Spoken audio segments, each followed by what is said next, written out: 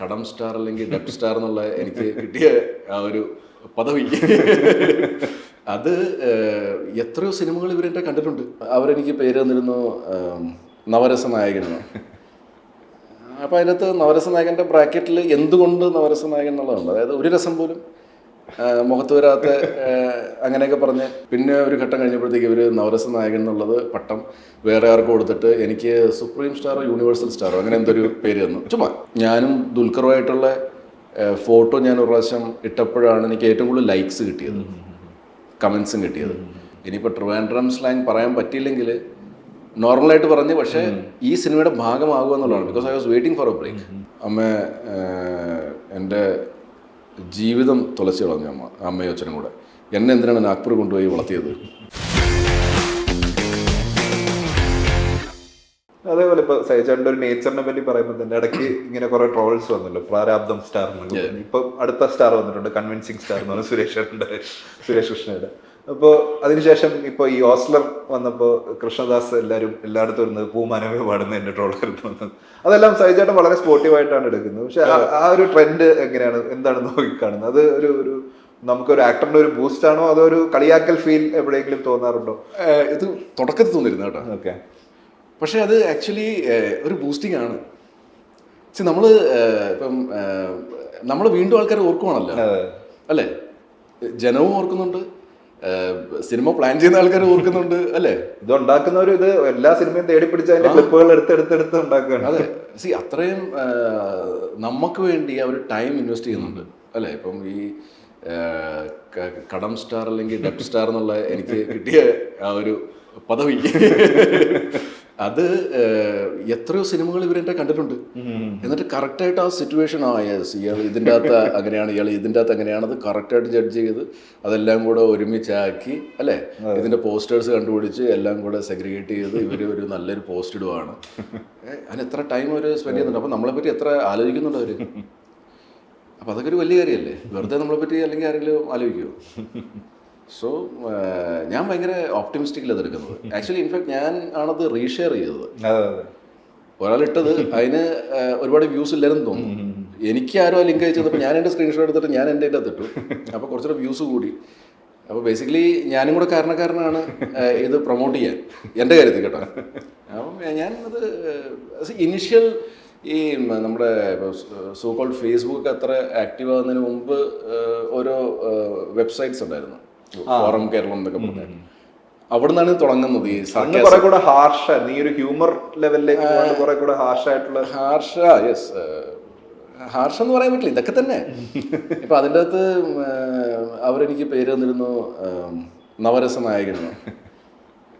അപ്പോൾ അതിനകത്ത് നവരസ നായകൻ്റെ ബ്രാക്കറ്റിൽ എന്തുകൊണ്ട് നവരസ നായകൻ എന്നുള്ളതുണ്ട്. അതായത് ഒരു രസം പോലും മുഖത്ത് വരാത്ത അങ്ങനെയൊക്കെ പറഞ്ഞ് അത് എന്നെ സപ്പോർട്ട് ചെയ്യുന്ന എൻ്റെ ഫാൻസ് എന്ന് പറയുന്ന ആൾക്കാർ തന്നെയാണ് ഇത് പറഞ്ഞുകൊണ്ടിരിക്കുന്നത്. മനസ്സിലായില്ല? സർക്കാസമാണ്. അപ്പം ആദ്യം ഇത് വായിച്ചപ്പോഴത്തേക്ക് എനിക്ക് ഭയങ്കര ഇങ്ങനെയൊക്കെ പറയുന്നു. അപ്പോൾ എൻ്റെ അഭിനയം ഭയങ്കര മോശമാണല്ലോ. അപ്പോൾ എനിക്കറിയാം അത്രയും പോരാന്നുള്ളത്, പക്ഷേ ഇവർ പറയുന്നത് അത്രയും മോശമാണെന്നുള്ളത് വിചാരിച്ചിട്ട് ആലോചിക്കാൻ തുടങ്ങി. അത് കഴിഞ്ഞിട്ട് പിന്നെ ഇത് ഭയങ്കര രസമായി തുടങ്ങി. എനിക്ക് എല്ലാ ദിവസവും കുറേ കമൻസ് കാണും എന്നെ പറ്റിയും എൻ്റെ അതേ ടൈമിൽ വന്ന ഹീറോസിനെ പറ്റിയൊക്കെ, ദോസ് ആർ നോട്ട് സക്സസ്ഫുൾ, അവരെ പറ്റിയൊക്കെ ഇങ്ങനെ ഓരോ ആൾക്കാർക്ക് ഓരോ പേര്. പിന്നെ ഒരു ഘട്ടം കഴിഞ്ഞപ്പോഴത്തേക്ക് ഇവർ നവരസ നായകൻ എന്നുള്ളത് പട്ടം വേറെ ആർക്ക് കൊടുത്തിട്ട് എനിക്ക് സുപ്രീം സ്റ്റാറോ യൂണിവേഴ്സൽ സ്റ്റാറോ അങ്ങനെ എന്തൊരു പേര് തന്നു. ചുമ്മാ. അപ്പോൾ ഇതെല്ലാം നമ്മൾ അക്സെപ്റ്റ് ചെയ്യുകയാണ്. ഓക്കെ. ബട്ട് അൾട്ടിമേറ്റ്ലി എന്താണ്, ദൈവം അനുഗ്രഹിച്ച് എവിടെയോ ആൾക്കാർക്ക് ഇഷ്ടപ്പെടുന്ന രീതിയിലുള്ള കഥാപാത്രങ്ങൾ എനിക്ക് കിട്ടി. അത് വലിയ കുഴപ്പമില്ലാണ്ട് എനിക്കത് എക്സിക്യൂട്ടും ചെയ്യാൻ പറ്റി. ആൻഡ് ബട്ട് സ്റ്റിൽ ഇപ്പം നമ്മൾ പറയുന്ന പോലെ ഇപ്പം ഞാൻ പോലും ശ്രദ്ധിച്ചിട്ടില്ല എൻ്റെ ഓരോ സിനിമയിലെ ക്യാരക്ടേഴ്സിന് ഇങ്ങനത്തെയൊക്കെ സംഭവങ്ങളുണ്ടോ എന്നൊക്കെ ഉള്ളത്. അപ്പം അത് ആൾക്കാർ പറയുന്നു, ആൾക്കാർ അതിനെപ്പറ്റി ആലോചിക്കുന്നു, ആൾക്കാർ ഒരുപാട് പേര് അതിനെപ്പറ്റി കമൻറ്റ് ചെയ്യുന്നു. ഫേസ്ബുക്കിലൊക്കെ എനിക്ക് തോന്നുന്നത് ഞാനും ദുൽഖറുമായിട്ടുള്ള ഫോട്ടോ ഞാൻ ഒരു പ്രാവശ്യം ഇട്ടപ്പോഴാണ് എനിക്ക് ഏറ്റവും കൂടുതൽ ലൈക്സ് കിട്ടിയത്, കമൻസും കിട്ടിയത്. അതിൻ്റെയൊക്കെ ഡബിൾ ട്രിപ്പിൾ ലൈക്സും കമൻസും ആയിരുന്നു ഞാൻ ഈ സാധനം പോസ്റ്റ് ചെയ്തപ്പോൾ. ആൾക്കാർക്ക് ഇങ്ങനത്തെ ഉള്ള സാധനങ്ങളാണ് കൂടുതൽ ഇഷ്ടം, സർക്കാസം അല്ലേ? സോ നമ്മൾ നല്ലൊരു ഫാമിലി ഫോട്ടോ ഇട്ടാൽ ചിലപ്പം ഇത്രയും ലൈക്സും കമൻസും വരില്ല. അതുപോലെ ഇപ്പം സിനിമ അധികം ശ്രദ്ധിക്കപ്പെട്ടില്ല, പക്ഷെ തീർപ്പ് എന്ന് പറഞ്ഞ സിനിമയിൽ സഹിച്ചേണ്ട ക്യാരക്ടർ ഭയങ്കര ഇൻട്രസ്റ്റിംഗ് ആയിരുന്നു. പരമേശ്വരൻ പോറ്റി എന്ന് പറഞ്ഞത് വലിയ സ്റ്റാർ കാസ്റ്റ് ഉള്ള സിനിമയായിരുന്നു, പക്ഷെ അത് എനിക്ക് തോന്നുന്നു OTT വേണ്ടി എടുത്തിട്ട് പിന്നീട് തിയേറ്ററിൽ ഇറങ്ങിയ അത് ഭയങ്കര രസമുള്ള ഒരു മുരളിച്ചേട്ടൻ്റെ സ്ക്രിപ്റ്റും ആയിരുന്നു. അതിന്റെ ഒരു മെമ്മറീസ് ഷെയർ ചെയ്യാൻ പറ്റും ആ സിനിമയുടെ? അത് ഭയങ്കര പെക്യുലിയർ ആയിട്ടുള്ള ഒരു ക്യാരക്ടറാണ്, ഹ്യൂമറസ് ആണ്, കുറച്ച് വില്ലത്തരവും ഒക്കെ ഉള്ള ഒരു ക്യാരക്ടറാണ്. ആക്ച്വലി ഞാൻ തെറ്റിദ്ധരിച്ചു this character will get noted എന്ന്. But ultimately what happened is നമ്മളത് ഈ പറഞ്ഞ പോലെ OTT വേണ്ടിയാണ് അത് ഉണ്ടാക്കിയത്. പക്ഷേ പിന്നെ OTT പോളിസീസ് ചേഞ്ച് ആയി. തിയേറ്റർ റിലീസ് ചെയ്തതിന് ശേഷം മാത്രമേ ഒരു പ്രീമിയർ ചെയ്യുള്ളൂ, പ്രീമിയർ അല്ല എടുക്കുള്ളൂ എന്ന് പറഞ്ഞു. അപ്പോൾ അങ്ങനെ സോ ചിലപ്പോൾ എനിക്ക് തോന്നുന്നത് തിയേറ്ററിൽ ചിലപ്പോൾ അത് കുറച്ച് സ്ലോ ആയിട്ട് ഫീൽ ചെയ്തതാണ്. പക്ഷേ OTT പ്രീമിയർ ആയിരുന്നെങ്കിൽ അത് വർക്കാവേണ്ടതാണ്. So when I heard this character and the story, ഭയങ്കര രസമുള്ളൊരു ക്യാരക്ടറും സ്റ്റോറിയാണ്. 4 പേര് വ്യത്യസ്ത സ്വഭാവങ്ങളുള്ള 4 ഫ്രണ്ട്സ്. അതിനകത്ത് പരമേശ്വരൻ പോറ്റി എന്ന് പറഞ്ഞൊരു ക്യാരക്ടർ. അയാൾ ഇങ്ങനെ ഒരു സിമ്പിൾട്ടൺ ആണ് ബേസിക്കലി അയാൾ. ഞാനത് പെർഫോം ചെയ്യണ സമയത്തും so I was getting this positive vibes that ഇത് എനിക്ക് നല്ലപോലെ ക്യാരി ചെയ്യാൻ പറ്റുന്നുണ്ട്. ആൻഡ് ഭയങ്കര ഇൻവോൾവ്മെൻറ്റ് മുരളിയുടെ ഉണ്ടായിരുന്നു അതിൻ്റെ അകത്ത്. ആൻഡ് ഞാൻ എപ്പോഴും ഞാൻ ചെന്നിട്ട് ഓരോ സീൻ ചെയ്യണതിന് മുമ്പായിട്ട് ഞാൻ Murali I use to call in the morning. Murali എപ്പോഴാണ് വെച്ചാൽ മുരളിക്ക് ഷൂട്ടില്ലല്ലോ, മുരളിയുടെ അഭിനയിച്ചിട്ടില്ല. മുരളി എപ്പോഴാണ് ലൊക്കേഷനിൽ വരുന്നത്, എനിക്ക് സംസാരിക്കാനുണ്ട്, എനിക്ക് സീൻ ഒന്ന് ഡിസ്കസ് ചെയ്യണം. ആ സൈജു ഞാനിപ്പോൾ എത്താം, മുരളിയെ പിടിച്ചിരുത്തി ഞാൻ ഇത് എങ്ങനെ. അപ്പം മുരളിയുടെ കുറേ മാനറസും കാര്യങ്ങളൊക്കെ ഇതൊക്കെ ഞാൻ എൻ്റെ അകത്ത് എടുത്തിട്ടുണ്ട്. അത് ഭയങ്കരമായിട്ട് ആഡ് ചെയ്തിട്ടുണ്ട് ആ പോറ്റി എന്ന് പറയുന്ന ക്യാരക്ടറിനെ എലിവേറ്റ് ചെയ്യാൻ വേണ്ടിയിട്ട്. ബിക്കോസ് ഞാനിപ്പോൾ ചെയ്യുവാണെങ്കിൽ ചിലപ്പോൾ അതിനകത്ത് ചിലപ്പോൾ സൈജു കുറുപ്പ് വരും, മൊത്തം സൈജു കുറുപ്പായിരിക്കും. പക്ഷേ അതിൻ്റെ അകത്ത് ചില സ്ഥലത്തൊക്കെ ഭയങ്കര ചേഞ്ചസ് ഉണ്ട്. ഇയാളുടെ the way he reacts to Vijay Babu's character in the end, അതൊക്കെ കൃഷ്ണൻ്റെയും കുചലിൻ്റെയും കഥയൊക്കെ പറയുന്നുണ്ട്. എനിക്കിപ്പോഴും അത് ആലോചിക്കുമ്പോൾ എനിക്ക് I get goose bumps.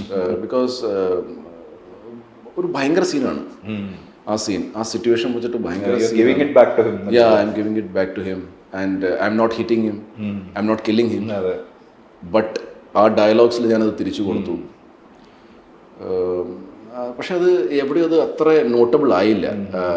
It's A first time in any interview after തീർപ്പ് released someone is asking about this character. So I think that few people like you, they have noted that character and the movie. ഇതൊരു cliché ചോദ്യമാണ്, പക്ഷെ എന്നാലും ഇതുവരെയുള്ള കരിയറിൽ ഇപ്പോൾ അയ്യോ ഇത് എന്നെ കൊണ്ട് പറ്റുമോ എന്ന് പേടിച്ചു പോയ, അല്ലെങ്കിൽ ഏറ്റവും ചലഞ്ചിങ് ആയിട്ട് തോന്നിയ ഒരു ക്യാരക്ടർ എന്ന് പറഞ്ഞ് പെട്ടെന്ന് പറയാൻ പറഞ്ഞാൽ ഏത് സിനിമയായിരിക്കും, അല്ലെങ്കിൽ ഏത് ക്യാരക്ടറായിരിക്കും? അതിനകത്ത് ഒന്നാമത് ഡെഫിനറ്റ്ലി ഷിബു കൊള്ളായിനി. അത് എനിക്ക് ഭയങ്കര, പക്ഷെ എനിക്ക് വേറെ ചോയ്സ് ഇല്ലായിരുന്നു. ഇന്നാണെങ്കിൽ നമുക്ക് കുറച്ച് ഓപ്ഷൻസ് ഉള്ളത് കാരണം I might not take that. Because ആദ്യമായിട്ട് ഞാൻ ഒരു ഹ്യൂമർ ക്യാരക്ടർ ഹാൻഡിൽ ചെയ്യാൻ പോകുന്നത് ട്രിവാൻഡ്രം സ്ലാങ് ആണ്. പിന്നെ 2 ക്യാമറ വെച്ച് ഷൂട്ട് ചെയ്യുവാണ്. അപ്പം ഒരു സീൻ ഒറ്റയടിക്ക് നമ്മൾ പ്ലേ ചെയ്യണം. അപ്പോൾ ഇങ്ങനെയുള്ള ഒരുപാട് കാര്യങ്ങളുണ്ടായിരുന്നു. സോ പക്ഷെ അന്ന് എനിക്ക് വേറെ ചോയ്സ് ഇല്ലായിരുന്നു. എനിക്കൊരു നല്ല സിനിമയിൽ ഒരു നല്ല ക്യാരക്ടർ കിട്ടി, ഇത് എങ്ങനെയെങ്കിലും ചെയ്യാന്നുള്ളതാണ്. ഇനിയിപ്പോൾ ട്രിവാൻഡ്രം സ്ലാങ് പറയാൻ പറ്റിയില്ലെങ്കിൽ നോർമലായിട്ട് പറഞ്ഞ് പക്ഷേ ഈ സിനിമയുടെ ഭാഗമാകുക എന്നുള്ളതാണ്. Because I was waiting for a break. അതൊന്ന്. പിന്നെ ഐ തിങ്ക് അറക്കലബു എന്നുള്ള character, because the first time I call Mithun എന്നോട് പറഞ്ഞത് ചേട്ടൻ ചെയ്യുന്ന പോലത്തെ കഥാപാത്രം, ചേട്ടൻ്റെ ഒരു അപ്പിയറൻസ് വൈസ് ഇതിൻ്റെ അകത്ത് ക്യാരക്ടേഴ്സില്ല. എല്ലാവരും കുറച്ച് ഗ്രാമീണ പശ്ചാത്തലത്തിലാണ് നമ്മൾ ഈ കഥ പറയുന്നത്. അപ്പോൾ എല്ലാവരും ഗ്രാമീണരാണ്. അപ്പം ചേട്ടൻ്റെ കുറച്ചൊരു സൊഫിസ്റ്റിക്കേറ്റഡ് ടൈപ്പ് ഓഫ് ക്യാരക്ടേഴ്സൊക്കെ അല്ലേ ചെയ്തിരിക്കുന്നത്. അപ്പം ഞാൻ ഇവിടെയൊക്കെ ഓക്കെ, അപ്പം അടുത്ത പടത്തിലെങ്കിലും ഒന്ന് കൺസിഡർ ചെയ്യണമെന്ന് പറഞ്ഞു. ബട്ട് ദെൻ പിന്നെ എന്നെ മിഥുൻ വിളിച്ചിട്ട് പറയുന്നത് വിജയ് ബാബുവിൻ്റെ ഒരു പുഷ് ഉണ്ടായിരുന്നു. There is one character which we think that you can do. അപ്പോൾ അങ്ങനെയാണ് അറക്കലബു. അപ്പോൾ ഈ അറക്കലബു ഞാൻ സ്ക്രിപ്റ്റ് വായിച്ചു. എനിക്ക് ഇപ്പോൾ ഷിബു വെള്ളായനി പോലും നമുക്ക് പരിചിതമുള്ള ടൈപ്പ് ഓഫ് ആൾക്കാരെയോ കണ്ടിട്ടുണ്ട്. പക്ഷെ അറക്കലബുവിന് നമുക്ക് ഒരു ഐഡിയ ഇല്ല ഇത് എങ്ങനെയാണ് ഇത് ചെയ്യേണ്ടതെന്നുള്ളത്. മിഥുനാണെങ്കിൽ മൊത്തം നമുക്ക് വിട്ടും തന്നിട്ടുണ്ട്. എങ്ങനെ വേണമെങ്കിൽ ചേട്ടനത് ചെയ്തോ. ലുക്കൊന്നും തീരുമാനിച്ചിട്ടില്ല. ലുക്കൊന്നും തീരുമാനിച്ചിട്ടില്ല. അപ്പം ഞാൻ അന്ന് കൂടുതൽ നല്ല കഥാപാത്രങ്ങൾ ചെയ്യണം. അപ്പം മിഥുനേക്ക് അന്ന് ഇമ്പ്രസ് ചെയ്യണമല്ലോ. പിന്നെ മിഥുൻ വിജയടുക്കൽ പറയും, വിജയാണല്ലോ എന്നെ സജസ്റ്റ് ചെയ്യുന്നത്. അപ്പം വിജയോടും ഒക്കെ പറയണം സൈജു ഇങ്ങനെ പറഞ്ഞെന്നുള്ള സാധനത്തിന് വേണ്ടി ഞാൻ മിഥുനൊരു സംബന്ധിച്ച് പറഞ്ഞ്, മിഥുൻ ഞാൻ എന്തെങ്കിലും ഹോംവർക്ക് ചെയ്യേണ്ടതായിട്ടുണ്ടോ? അപ്പം ഹോംവർക്ക് എന്തെങ്കിലും ചെയ്യണമെന്ന് പറഞ്ഞാൽ ഞാൻ പെട്ടുപോകും, അത് വേറൊരു കാര്യം. പക്ഷേ ഇത് ഞാൻ ചോദിച്ചെന്നുള്ളത് പുള്ളി പലരുടെക്കലും പറഞ്ഞാൽ ഞാനൊരു ക്യാരക്ടറിന് വേണ്ടി അത്രയും പ്രിപ്പയർ ചെയ്യുന്ന ഒരാളാണെന്നൊക്കെ ഉള്ളൊരു സാധനം അവർക്ക് കിട്ടുമെന്നുള്ള ഇതിനു വേണ്ടി ഞാൻ ചോദിച്ചതാണ്. അപ്പോൾ എൻ്റെ പൊന്നിയായിട്ട് ഒന്നും വേണ്ട, താടി വീശ വളർത്തി ലൊക്കേഷനിലേക്ക് വന്നാൽ മതി, അവിടെ വന്നിട്ട് നമുക്ക് നോക്കാമെന്ന് പറഞ്ഞു. ശരി സമാധാനമായി. അവിടെ ചെന്ന് പിന്നെ റോണക്സ് ആയിരുന്നു. റോണക്സ് അരക്കിലവ് ഞാൻ കാർവ് ചെയ്ത് എടുത്തു. ആൻഡ് ഞാൻ ഒരിക്കലും പടം ഹിറ്റാവുന്ന കേട്ടോ വിചാരിച്ചത് ആടുവൺ. അത് സംഭവിച്ചില്ല. പക്ഷേ ഈ ഒരു സിനിമയും ഇതിൻ്റെ അകത്തെ കഥാപാത്രങ്ങളും ഇത്രയും ഐക്കോണിക്കായി മാറുമെന്ന് നമ്മുടെ വൈൽഡ് സ്ട്രീംസിൽ നമ്മൾ ആലോചിച്ചിട്ടില്ല.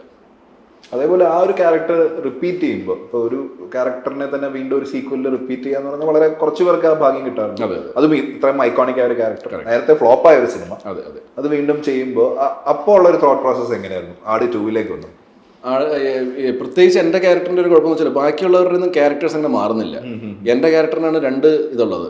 ഒന്ന് ഭയങ്കര ഭീകരനും, അടുത്തത് പിന്നെ മറ്റേ ഷൂ ആയി പോകുന്ന ആളും. അപ്പം എനിക്ക് സെക്കൻഡ് ആടിൽ എൻ്റെ പ്രശ്നം എന്ന് വെച്ചാൽ ഞാൻ ഈ ഷൂ ആയിട്ടാണോ അഭിനയിക്കേണ്ടത് അതോ ഭീകരനായിട്ട് തന്നെയാണോ അഭിനയിക്കേണ്ടത്? ആ ഒരു അടുത്ത് കള്ളി പൊളിഞ്ഞു. അതെ, ഓൾറെഡി പൊളിഞ്ഞു. അപ്പോൾ എന്താ ചെയ്യേണ്ടതെന്നുള്ളൊരു കൺഫ്യൂഷൻ ഉണ്ടായിരുന്നു. എന്നുവെച്ചാൽ എൻ്റെ ഓൾറെഡി ബാക്ക്ഗ്രൗണ്ട് സ്കോർ യൂസ് ചെയ്യുന്നുണ്ട്, തീം സോങ് യൂസ് ചെയ്യുന്നുണ്ട്. അപ്പോൾ ആ തീം സോങ് യൂസ് ചെയ്യുമ്പോഴത്തേക്ക് ഞാൻ ഷൂ ആയിട്ടിരുന്നാൽ ആ തീം സോങ് വർക്കാവില്ല. അപ്പോൾ എന്തായിരിക്കും ഇതിൻ്റെ പരിപാടി എന്നുള്ളത് പിന്നെ സ്ക്രിപ്റ്റ് വായിച്ചു കഴിഞ്ഞപ്പോഴും മിഥുനായിട്ട് ഡിസ്കസ് ചെയ്തപ്പോഴത്തേക്കും മിഥുൻ പറഞ്ഞ് ഈ സിനിമയുടെ ഒരു പോക്കിനനുസരിച്ച് അങ്ങ് ബിഹേവ് ചെയ്ത് പോയാൽ മതി. ചേട്ടൻ രണ്ടും പിടിക്കണ്ട, ഷൂവും പിടിക്കണ്ട, വൻ സംഭവമായിട്ട് ഭീകരനും ആവണ്ട. ഓട്ടോമാറ്റിക്കലി അത് ആ സീൻ നമ്മൾ ഇനാക്ട് ചെയ്ത് വരുമ്പോഴത്തേക്കും ആ സീനിന് വേണ്ട സാധനങ്ങൾ കിട്ടിക്കോളൂ എന്ന് പറഞ്ഞു. അപ്പോൾ ഒരു സമാധാനമായി. അങ്ങനെയാണ് പിന്നെ കുറച്ചുകൂടെ ഈസി ആയി എനിക്ക്. അല്ലെങ്കിൽ ഇതിങ്ങനെ തലേദിവസമൊക്കെ ഇങ്ങനെ തലയിലിങ്ങനെ നടക്കണോ, എന്താണ് ഞാൻ ചെയ്യേണ്ടത്? ബാക്കിയുള്ളവർക്കൊക്കെ സെയിം മാറ്റമില്ലല്ലോ, മീറ്റർ സെയിം ആണ്. അതുപോലെ സൈജേട്ടൻ നേരത്തെ ഒരു റൈറ്റിംഗ് അറ്റംപ്റ്റ് നടത്തിയിരുന്നു, മൈ ഫാൻ രാമു എന്ന് പറഞ്ഞ സിനിമ. അത് കഴിഞ്ഞ് പിന്നീട് ഇപ്പം ഇത്രത്തോളം എക്സ്പീരിയൻസ് ആയി, അതിനുശേഷമാണല്ലോ ട്രാൻ ലോഞ്ചും ഒക്കെ സംഭവിക്കുന്നത്. ഇത്രയും കാലത്തെ എക്സ്പീരിയൻസ് ഉണ്ട്. ഇപ്പോൾ ബാക്കി മേഖലകളിലേക്ക് കടക്കണമെന്നോ അല്ലെങ്കിൽ റൈറ്റിംഗ് വീണ്ടും ഒന്നുകൂടെ ശ്രമിക്കണമെന്നോ അല്ലെങ്കിൽ ഡയറക്ഷനിലേക്ക് പോകണമെന്നോ അങ്ങനെയുള്ള തോട്ട്സ് ഉണ്ടോ? അങ്ങനെ ശ്രമങ്ങൾ നടത്താറുണ്ടോ എഴുതാനും ഒക്കെ? ഇല്ല, എനിക്ക് വേറെ ഒരു ഡിപ്പാർട്ട്മെൻറ്റിലും എനിക്ക് താല്പര്യമില്ല. ഓക്കെ. സോ പ്രൊഡക്ഷൻ ഒരു ഇൻട്രസ്റ്റ് ഉണ്ടായിരുന്നു, അതൊരു പടം ചെയ്തു. I am happy with that. ഇപ്പോൾ തൽക്കാലം ആക്ടിങ്ങിൽ തന്നെ കോൺസെൻട്രേറ്റ് ചെയ്യുക എന്നുള്ളതാണ്. ബാക്കിയുള്ള കാര്യത്തിനൊക്കെ ഒരുപാട് പേഷ്യൻസും ക്രിയേറ്റിവിറ്റിയും. പേഷ്യൻസ് പിന്നെ ഓക്കെ, പേഷ്യൻസ് നമുക്ക് ഉണ്ടാക്കാമെന്ന് വിചാരിക്കുക, പക്ഷെ ക്രിയേറ്റിവിറ്റി എവിടെ ഉണ്ടാക്കും? അത് നമുക്ക് നാച്ചുറലി കിട്ടണമല്ലോ. സോ അങ്ങനത്തെ ഒരു ക്രിയേറ്റിവിറ്റി എനിക്കില്ല. ബിക്കോസ് നമ്മൾ അതിനുവേണ്ടി പണ്ടോട്ട് അതിനെപ്പറ്റി ആലോചിച്ചിട്ടില്ല.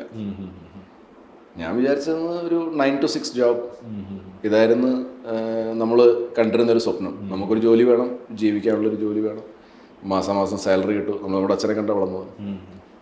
അപ്പം അല്ലെങ്കിൽ ഇപ്പോൾ സിനിമയിലൊക്കെ വരുമെന്ന് പറഞ്ഞിരുന്നെങ്കിൽ ഞാൻ പോയി ഡാൻസൊക്കെ പഠിച്ച് സ്റ്റണ്ടൊക്കെ പഠിച്ച് ഇതിനേക്കാളും കുറച്ചുകൂടെ വൃത്തിയായിട്ട്, അതെ, ഹോഴ്സ് റൈഡിങ് പ്രാക്ടീസ്, സ്വിമ്മിങ് പഠിച്ച്, എല്ലാ പരിപാടികളും, സ്കേറ്റിംഗ് പഠിച്ച്, അങ്ങനെ എല്ലാ പരിപാടികളും എന്തെങ്കിലുമൊക്കെ ആയിട്ടൊന്ന് പഠിച്ച് വെച്ചേരെ. പക്ഷേ നമുക്കറിയില്ലായിരുന്നു ഇതിലേക്ക് വരുമെന്ന്, അല്ലെങ്കിൽ ഉറപ്പായിട്ടും ചെയ്യായിരുന്നു. സോ അത് പറഞ്ഞ പോലെ ഇപ്പം ഡയറക്ഷൻ ആയാലും റൈറ്റിംഗ് ആയാലും, പിന്നെ ഈ റൈറ്റിങ്ങിലൊന്നും അങ്ങനെ ഒരു ഭയങ്കര ഇൻക്ലിനേഷൻ ഉണ്ടായിട്ടില്ല. ഞാൻ റൈറ്റിംഗ് എൻ്റെ ഭയങ്കര പാഷൻ ആയതുകൊണ്ടോ അതുകൊണ്ടൊന്നും അല്ല അന്ന് എഴുതിയത്. Because I was not getting movies. So I thought that I will write for me. അതായിരുന്നു അന്നത്തെ ഒരു ഇത്. അത് പക്ഷേ സിനിമ കണ്ടവർക്കറിയാം, അത് കുറച്ച് എമച്യൂർ സ്ക്രിപ്റ്റൊക്കെ ആയിരുന്നു. ബട്ട് ആ തോട്ട് നല്ലായിരുന്നു. ആ ഒരു തോട്ട് എനിക്ക് വന്നു. അതായത് ഒരു സൂപ്പർ സ്റ്റാറിൻ്റെ ഫാനിന് സൂപ്പർ സ്റ്റാറിൻ്റെ കൂടെ ഒരു 10 ദിവസം കഴിയാൻ കിട്ടുവാണ്. അത് സൽമാൻ ഖാൻ്റെ അന്ന് വാണ്ടഡ് എന്ന് പറഞ്ഞ പടം റിലീസാകുമായിരുന്നു. അപ്പോൾ അതിൻ്റെ ഒരു ആഡ് വരുന്നുണ്ടായിരുന്നു. ഞാനൊരു ചോദ്യം ചോദിക്കും, SMS ചെയ്യുക, ലക്കി വിന്നറിന് ഒരു ദിവസം ഡിന്നർ, ഐ മീൻ കൂടെ ഡിന്നർ. അപ്പോൾ അതിൽ നിന്നാണ് എനിക്ക് ആ തോട്ട് വന്നത്. അത് വെച്ചിട്ടാണ് പിന്നീട് ഷാറൂഖ് ഖാൻ്റെ അങ്ങനെ സിനിമ വന്നല്ലോ ഫാൻ. അതെ അതെ അതെ. പക്ഷെ അത് കൂടെ താമസിക്കുന്നതായിട്ടല്ലല്ലോ. അല്ല, ചേസ് ചെയ്യുന്നൊരു. അതെ അതെ അതെ. ഇത് കൂടെ താമസിക്കുന്നതായിട്ട്. അപ്പം നമുക്ക് 2 എക്സ്ട്രീംസ് വർക്ക് ചെയ്യാന്നുള്ളൊരു സാധനം വന്നു. ഇവരിവിടെ വന്നു കഴിഞ്ഞാൽ ഇവർക്കെല്ലാം പുതുമയാണ് അല്ലേ. ഇവരൊന്നും കണ്ടിട്ടില്ല, ഈ 5 സ്റ്റാർ ഹോട്ടലും കണ്ടിട്ടില്ല, ഒന്നും കണ്ടിട്ടില്ല, ഷൂട്ടിംഗ് ലൊക്കേഷൻ കണ്ടിട്ടില്ല. അപ്പോൾ അവർ ഷൂട്ടിംഗ് ലൊക്കേഷനിൽ ജനറലി ഒരു അലമ്പ് ക്രിയേറ്റ് ആവുമായിരിക്കും. അത് ഇവർ കാരണം കൊണ്ടല്ല, ഇവർ നോർമലി ബിഹേവ് ചെയ്യുന്നു, പക്ഷേ ബാക്കിയുള്ളവർക്ക് അത് അബ്നോർമലായിട്ട് ഫീൽ ചെയ്യും. അപ്പോൾ അങ്ങനെയൊക്കെയുള്ള ഇതാണ് നമ്മൾ അതിനകത്ത് ഇൻകോർപ്പറേറ്റ് ചെയ്തത്. സഹിച്ചേട്ടൻ ഇപ്പോൾ ഒരു OTT സ്പേസിലേക്ക്, വെബ് സീരീസ് സ്പേസിലേക്ക് കൂടെ എൻ്റർ ചെയ്തിരിക്കുകയാണ്. അപ്പോൾ ആദ്യം ചെയ്യുന്നത് അന്താക്ഷരി എന്ന് പറഞ്ഞാൽ അത് ആദ്യം ഒരു വെബ് സീരീസ് ആയിട്ടാണ് പ്ലാൻ ചെയ്തത്. അത് പിന്നീട് സിനിമയായി മാറിയതാണ്. ഇപ്പോൾ OTTയിലേക്ക് പോകുമ്പോൾ അല്ലെങ്കിൽ ഒരു ലോങ് ഫോമാറ്റ് സീരീസിലേക്കൊക്കെ പോകുമ്പോൾ ആക്ടർ എന്നുള്ള രീതിയിൽ എന്തെങ്കിലും, ഞാൻ പലരോടും ചോദിച്ചിട്ടുണ്ട്, പലരും പല രീതിയിലാണ് അപ്രോച്ച് ചെയ്യുന്നത്. കാരണം നിങ്ങൾക്ക് കൂടുതൽ സ്പേസ് കിട്ടുകയാണ് ഒരു ക്യാരക്ടറിനെ മനസ്സിലാക്കാനും ഉള്ള എല്ലാ രീതികളും എക്സ്പ്ലോർ. ഇപ്പോൾ 2.5 മണിക്കൂറിൽ ചുരുങ്ങേണ്ട സാധനം കുറച്ചുകൂടെ ഒരു സ്പേസിൽ നമുക്ക് പറയാൻ പറ്റുന്ന ഒരു രീതിയിലാണ്. അപ്പോൾ ആക്ടിങ്ങിൽ അപ്രോച്ചിൽ എന്തെങ്കിലും മാറ്റങ്ങൾ വരാറുണ്ടോ? കൂടുതൽ ഒരു ഫ്രീഡം കിട്ടിയതായിട്ട് തോന്നാറുണ്ടോ? എനിക്ക് തോന്നുന്നത് റൈറ്റർക്കും ഡയറക്ടർക്കും ആ ഫ്രീഡം കിട്ടുമായിരിക്കും. 2 മണിക്കൂർ കൊണ്ട് പറയേണ്ടത് ഒരു 3 മണിക്കൂറിൽ അവർക്ക് പറയാൻ പറ്റും, അത്രയും ടൈം കിട്ടും. ബാക്കി ആക്ടിങ് വൈസ് എനിക്ക് തോന്നുന്നത് എല്ലാം സെയിം തന്നെയാണ്. നമുക്ക് അതിൻ്റെ അകത്ത് കുറച്ചുകൂടെ എന്നാൽ പിന്നെ കുറച്ചുകൂടെ റിലാക്സ്ഡ് ആയിട്ട് നമുക്ക് ഡയലോഗ്സ് പറഞ്ഞാൽ മതി. അങ്ങനെയല്ല, what ever the character demands, അത് സിറ്റുവേഷൻ ഡിമാൻഡ്സ്, അതനുസരിച്ചാണ്. ഇപ്പം നമ്മൾ ഇപ്പോൾ ഒരു TV സീരിയൽ ചെയ്താലും, ഞാൻ സീരിയലിൽ അഭിനയിച്ചിട്ടുണ്ട്, TV സീരിയൽ ചെയ്താലും, ഷോർട്ട് ഫിലിം ചെയ്താലും, 10 മിനിറ്റിൻ്റെ ഷോർട്ട് ഫിലിം ചെയ്താലും, സിനിമ ചെയ്താലും, വെബ് സീരീസ് ചെയ്താലും, ഇതിലൊക്കെ ആക്ടിങ് എന്ന് പറയണത് അതിൻ്റെ അകത്ത് നമുക്ക് അതിൽ റിലാക്സേഷൻ ഒന്നും കിട്ടില്ല. ആ കഥ ചോദിച്ചാൽ കൂടുതൽ ഒരു പ്ലേ ഗ്രൗണ്ട് കിട്ടുകയാണോ ക്യാരക്ടറിനെ കൂടുതൽ എക്സ്പ്ലോർ ചെയ്യാൻ എന്നുള്ളൊരു സംഭവം കിട്ടുന്നുണ്ടോ? അങ്ങനെ തോന്നിയിട്ടുണ്ടോ? അങ്ങനെ ഇല്ല, അങ്ങനെ ഒരു ഡിഫറൻസ് എനിക്ക് തോന്നിയിട്ടില്ല. ഞാൻ സിനിമയിൽ അഭിനയിക്കുന്ന പോലെ തന്നെയാണ്. ഞാനിപ്പം ഷോർട്ട് ഫിലിം ചെയ്യുമ്പോഴും ഞാൻ സിനിമയിൽ അഭിനയിക്കുന്ന പോലെ തന്നെയാണ്. ക്യാമറകളുടെ വ്യത്യാസമല്ലേ ഉള്ളൂ. പിന്നെ ക്രൂ മെമ്പേഴ്സ് കുറവും കൂടുതലൊക്കെ ആയിട്ടിരിക്കും. ബാക്കിയെല്ലാം സെയിമാണ്. അഭിനയം എല്ലാം നമ്മൾ ഒരേപോലെ തന്നെയാണ്. It doesn't make any difference for me at least. ഇപ്പോൾ ആദ്യത്തെ വെബ് സീരീസ് ആയിട്ട് പുറത്തു വരുന്നത് ജയ് മഹേന്ദ്രനാണ്. ജയ് മഹേന്ദ്രൻ്റെ ക്യാരക്ടറിനെ പറ്റിയും ജയ് മഹേന്ദ്രൻ എന്താണെന്നുള്ളതിനെ പറ്റിയും ഒന്ന്. ജയ് മഹേന്ദ്രൻ, രാഹുൽ റിജി നായരാണ് എൻ്റെ ക്രിയേറ്റർ. ശ്രീകാന്ത് മോഹൻ ഡെബ്യൂട്ടൻ ഡയറക്ടറാണ്. ശ്രീകാന്താണ് അത് ഡയറക്റ്റ് ചെയ്യുന്നത്. സോ ജയ് മഹേന്ദ്രൻ ഇൻഫാക്ട് കോവിഡിന് മുമ്പ് അറിയുമ്പോൾ ജനമൈത്രി ചെയ്യുന്ന സമയത്ത്, so we planned it as a movie. Okay, Jai Mahendran തന്നെയായിരുന്നു പേര്. So I was suppose to play what Rahul Riji Nair played in this web series. ആ ക്യാരക്ടറായിരുന്നു ഞാൻ ചെയ്യാനിരുന്നത്. And other actor was suppose to play my character. പിന്നെ ആ സമയത്ത് പിന്നെ കോവിഡൊക്കെ വന്നു, പിന്നെ അത് പിന്നെ വർക്കൗട്ട് ആയില്ല. So then Rahul pitch this on Sony LIV as a web series. അപ്പോൾ അത് വെബ് സീരീസ് ആകാൻ കാരണം തന്നെ ഇതൊരു താലൂക്ക് ഓഫീസ് ബേസ്ഡ് ആണ്. Okay, so you take an example of a movie like action hero Biju. 2 മണിക്കൂർ സിനിമയാണ്, അതിന് നമുക്കൊരു 3 മണിക്കൂർ കിട്ടിയിരുന്നെങ്കിലോ, അല്ലേ? കുറച്ചുകൂടെ രസകരമായി നമുക്ക് ഫീൽ ചെയ്യില്ല. സോ കുറച്ചുകൂടെ പറയാൻ പറ്റിയേനെ. സോ അതാണ് ഇപ്പോൾ ജയമഹേന്ദ്രന് സംഭവിച്ചത്. നമുക്ക് കുറച്ചുകൂടെ പറയാൻ പറ്റി, കുറച്ചുകൂടെ എൻ്റർടൈനിങ് ആയിരിക്കും. അപ്പം അങ്ങനെയൊക്കെയുള്ള സീരീസ് വന്നപ്പോഴത്തേക്ക് ആ ഒരു ഇത് വന്നു. So Srikanth he was assisting Rahul since I know him since ഡാഗിനി ആയിരുന്നു ഞാൻ ആദ്യമായിട്ട് രാഹുലായിട്ട് അസോസിയേറ്റ് ചെയ്യുന്ന പടം. അതിൻ്റെ അകത്ത് ശ്രീകാന്ത് ഉണ്ടായിരുന്നു. So he's a boy then. So he directed it very well. And നല്ലൊരു നല്ല വലിയ ഇൻഫ്രാസ്ട്രക്ചറിലാണ് നമ്മളത് പ്രൊഡ്യൂസ് ചെയ്തിരിക്കുന്നത് ആ movie. You see the art direction team, what all they have done to make the ആ ഒരു ലുക്ക് ആൻഡ് ഫീൽ വരാൻ വേണ്ടി ആ താലൂക്ക് ഓഫീസിൻ്റെയും അല്ലെങ്കിൽ ഗവൺമെൻറ് ഓഫീസസിൻ്റെയും സെക്രട്ടേറിയറ്റിൻ്റെയൊക്കെ ആ ഒരു, it's actually a big budget web series. Budget എത്രയാണെന്നുള്ളത് ഞാൻ പറയുന്നില്ല, but it's actually big budget. Sony ലിവിൻ്റെ ആദ്യത്തെ മലയാളം വെബ് സീരീസ്. ആൻഡ് ഭയങ്കര എൻ്റർടൈനിങ് ആണ്. എൻ്റെ ക്യാരക്ടർ ഡെപ്യൂട്ടി തഹസിൽദാറാണ്. ആൻഡ് അയാൾ ചെറിയ ഗ്രേ ഷെയ്ഡുള്ളൊരു ക്യാരക്ടറാണ്. അയാൾ വളരെ സ്ട്രെയിറ്റ് ഫോർവേഡ് ആയിട്ടുള്ള ഒരു ആളൊന്നുമല്ല. അയാളിൽ ചെറിയ പ്രശ്നങ്ങളൊക്കെ ഉണ്ട്, സാധാരണ മനുഷ്യരിലുള്ള പ്രശ്നങ്ങൾ. But you won't hate him, you will love him. So this is all about Jayamendran. ഇനിയിപ്പം കൂടുതൽ നമുക്ക് അതിൻ്റെ ഒരു ഡീറ്റെയിലിംഗിലേക്ക് ഞാൻ പോകുന്നില്ല. And the camera work is super. Prasanth രവീന്ദ്രനാണ് ക്യാമറ ഹാൻഡിൽ ചെയ്തിരിക്കുന്നത്. ആൻഡ് ഹിസ് ബ്രദർ പ്രതാപേട്ടൻ, he's the production designer, art director. ഒരു ഞങ്ങളൊരു ഐ ഗെസ് 55 to 60 ഡേയ്സിലാണ് നമ്മൾ ഷൂട്ട് തീർത്തത്. 3 hours കണ്ടൻ്റാണ്. Every episode 30 minutes each. അതുപോലെ സൈജാൻ്റെ ഇതുവരെയുള്ള കരിയറിൽ ഇപ്പം കേട്ട ഏറ്റവും നല്ലൊരു ഫോണ്ടസ്റ്റ് അപ്രീസിയേഷനോ അല്ലെങ്കിൽ ഫോണ്ടസ്റ്റ് ഒരു മെമ്മറി, അതേപോലെ തന്നെ ഏറ്റവും ഹാഷായിട്ട് പഠിച്ചൊരു ലെസൺ എന്ന് പറഞ്ഞു കഴിഞ്ഞാൽ എന്തൊക്കെയായിരിക്കും? അപ്രിസിയേഷൻ ഏറ്റവും ക്ലോസ് ടു ഹാർട്ടായിട്ട് നിൽക്കും. അപ്രിസിയേഷൻസ് പലതും ഉണ്ടായിട്ടുണ്ട്. Since Malikappuram was A very emotional movie and people were emotional in theaters watching this movie. So I went to theater. അവിടെ തിയേറ്ററിൽ ചെന്നപ്പോഴത്തേക്കും ഒരമ്മ, എൻ്റെയൊക്കെ അമ്മയുടെ പ്രായമുള്ളൊരു അമ്മ വന്നിട്ട് എന്നെ ഹഗ് ചെയ്തിട്ട് പറഞ്ഞു, മോനെ നീ ഇതൊരിക്കലും ചെയ്യല്ല കേട്ടോ എന്ന്, കരഞ്ഞുകൊണ്ട്. അതൊരു അപ്രിസിയേഷനാണ് ആക്ച്വലി ഫോർ ആൻ ആക്ടർ. അത്രയും അവരെ ടച്ച് ചെയ്ത്. അപ്പോൾ അത് ഇത് കേട്ട് എൻ്റെയും കൂടെ കണ്ണ് നിറഞ്ഞായിരുന്നു. സോ അങ്ങനത്തെ ഒരുപാട് അപ്രിസിയേഷൻസ് കിട്ടിയിട്ടുണ്ട്. അത് ഞാൻ ഒരു എക്സാമ്പിൾ പറഞ്ഞതേ ഉള്ളൂ. സോ ആൻഡ് പിന്നെ നമുക്ക് ഏറ്റവും പഠിക്കാൻ പറ്റിയതല്ലേ, ഒരു ഹാർഷായിട്ടുള്ളതാവാം, അല്ലെങ്കിൽ ഏറ്റവും ഒരു ഒരു ഒരു ഷോക്ക് കിട്ടി അല്ലെങ്കിൽ പഠിച്ച ഒരു പാഠം. അല്ല, ഹാർഷായിട്ടുള്ള റിയാലിറ്റി ഞാൻ പഠിച്ചത് ഇപ്പം when I was doing Mayookham, so I was a hero in that movie and Hariharan സാറാണ് അത് ഡയറക്റ്റ് ചെയ്യുന്നത്. സോ ലൊക്കേഷനിൽ നമ്മുടെ കൂടെ വർക്ക് ചെയ്ത കുറേ പേരൊക്കെ വിചാരിച്ചത് now this guy is the next big thing. Okay, അത് കാരണം എന്ന് വെച്ചാൽ ഹരിഹരൻ സാർ കൊണ്ടുവരുന്ന ആൾക്കാർ അങ്ങനെ ഒരിക്കലും മോശമാവാറില്ല. പടം എന്തായാലും ഹിറ്റാവും. അപ്പം അന്ന് എനിക്കൊന്നും മനസ്സിലായില്ല. എല്ലാവരും ഭയങ്കര സ്നേഹവും, എവറിത്തിങ് വാസ് ദെയർ. ആൻഡ് ഞാൻ നാഗ്പൂരിലാണ് വളർന്നത്. ഞാനപ്പോൾ അമ്മയെ ഇടയ്ക്ക് ഒരു ദിവസം വിളിച്ചിട്ട് പറഞ്ഞു, അമ്മ എൻ്റെ ജീവിതം തുളച്ച് കളഞ്ഞു അമ്മയും അച്ഛനും കൂടെ. എന്നെ എന്തിനാണ് നാഗ്പൂർ കൊണ്ടുപോയി വളർത്തിയത്? ഇവിടെ മലയാളികൾ എന്ത് സ്നേഹമാണ്, എന്നെ മോനെ എന്നൊക്കെയാണ് എല്ലാവരും വിളിക്കുന്നത്. എൻ്റെ അച്ഛനും അമ്മയും തന്നെ മോനെന്ന് ഒരിക്കലും വിളിച്ചിട്ടില്ല. എടാ പോടാന്നാണ് ഇവരൊക്കെ എന്നെ മോനെന്നാണ് വിളിക്കുന്നത്. അപ്പോൾ അമ്മ ചിരിച്ചു. ആ ചിരിയുടെ അർത്ഥം പിന്നെ എനിക്ക് മനസ്സിലായി മയൂഖം റിലീസായതിന് ശേഷം. അമ്മ അതായത് നീ തന്നെ പഠിച്ചോളൂ.